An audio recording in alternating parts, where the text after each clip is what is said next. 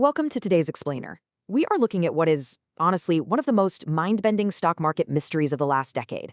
On June 3rd, 2026, Broadcom, which, as we know, is an absolute titan in custom AI chips and data infrastructure, released its financial results. And what followed? An industry-wide financial panic that completely redefined how we look at high-growth tech trades. Today, we're going to unpack exactly how and why this happened, using the raw data directly from the event. $650 billion. Just let that sink in for a second. That is the staggering amount of global market valuation that was wiped out in a sudden, sector-wide contagion, all following this single financial event from Broadcom.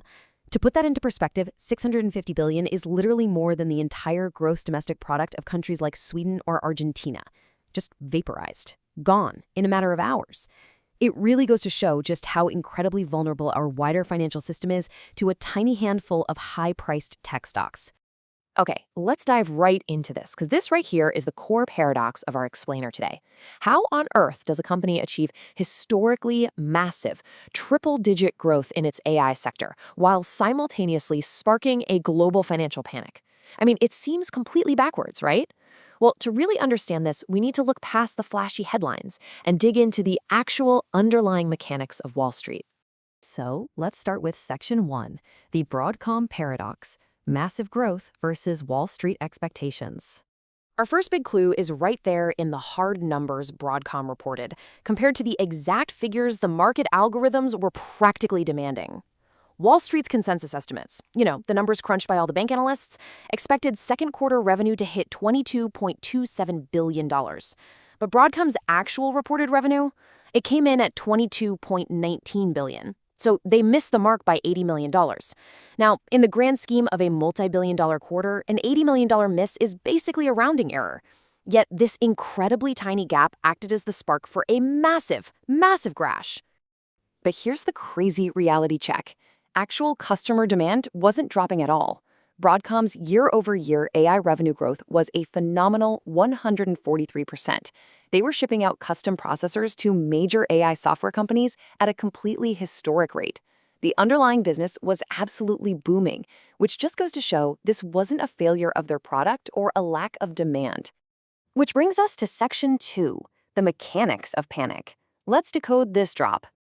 To really wrap our heads around why the stock plummeted, we have to talk about forward guidance. See, when investors are buying shares of a massive tech leader like Broadcom at these sky-high valuation premiums, they aren't just paying for what the company did yesterday.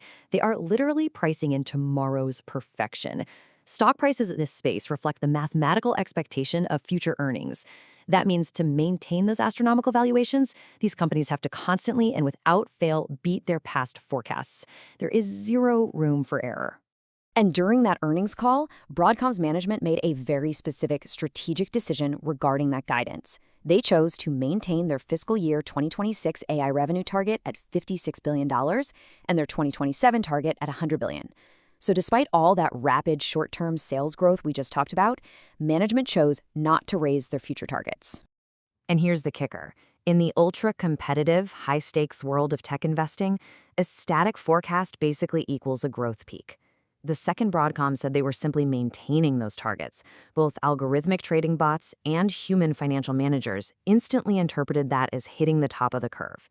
The operational mechanism of the entire market flipped in a split second, from unbounded optimism straight into aggressive, panic-driven risk management.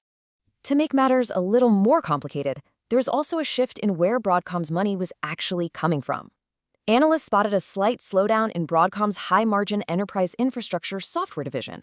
At the same time, they were seeing massive, high-volume sales in AI hardware, but that hardware carries much lower profit margins. It's kind of like selling a million cheap hot dogs versus a few really expensive steaks, right? The top-line revenue might look fantastic, but the profit margins tell a totally different story. And this shifting mix meant that the overall corporate profit margin projections were getting dragged down. All right, moving to Section 3, the contagion effect.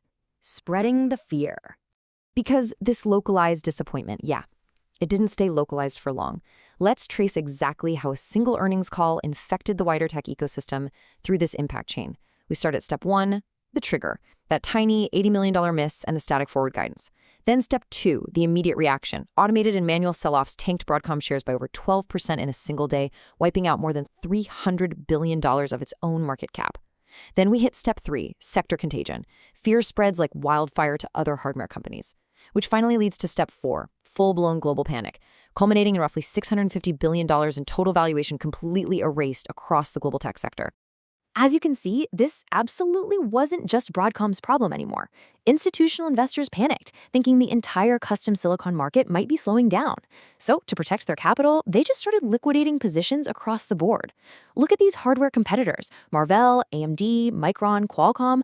All of them saw their stock prices drop between 1.6 and 6.5%, purely as collateral damage. And you know what really threw gas on the fire? Rumors. Major cloud infrastructure builders, particularly giants like Alphabet's Google and Meta, buy massive amounts of custom silicon. Word started spreading that Google had decided to engage alternative custom silicon suppliers like MediaTek. Naturally, this sparked severe anxiety among investors that Broadcom might be on the verge of losing its dominant market share. Which brings us to our final part, Section 4, the reality check, Wall Street versus Silicon Valley. We absolutely have to separate Wall Street's paper panic from the actual boots-on-the-ground engineering reality in Silicon Valley, because the engineering reality completely counters the panic narrative. You don't just swap out an AI chip supplier over a weekend. Month 0 is when specialized development for specific models begins. By month 12, you are deep in the weeds of mid-cycle engineering. It literally takes 18 to 24 months to reach deployment. The switching costs are astronomically high. So a short-term stock market panic simply does not easily alter those long-term, locked-in engineering choices made by the big tech giants. So what are the actual practical implications we should take away from all this? First, the financial benchmarks are now brutally high. AI companies literally have to deliver perfection to maintain their stock prices. Second, tech buyers are facing way stricter pressure from their boards to justify these massive data center costs. Third, financial managers are diversifying their investments, moving away from highly concentrated tech ETFs. And finally, tech enterprises are suddenly gaining strategic leverage to negotiate better pricing for custom silicon as their suppliers face much tougher market scrutiny. If there is one core lesson I want you to take away from this explainer, it is this exact quote. The stock market panic reflects an adjustment in investor expectations, not a drop in actual customer demand. That $650 billion that vanished, it wasn't a reflection of a dying industry. It was a violent, rapid valuation adjustment. The market was simply recalibrating the massive premium it had been willing to pay for AI infrastructure. I'm going to leave you with this final provocative thought. Considering the massive disconnect between that 18 to 24-month engineering reality we talked about and this split-second algorithmic trading panic, has the market fundamentally mispriced the timeline of AI infrastructure development? This whole event really exposed the fragile stability of high-growth tech trades and the immense concentration risk hiding in our financial system. Thank you so much for diving into this complex mystery with me today. Keep asking questions, keep looking at the data, and keep learning.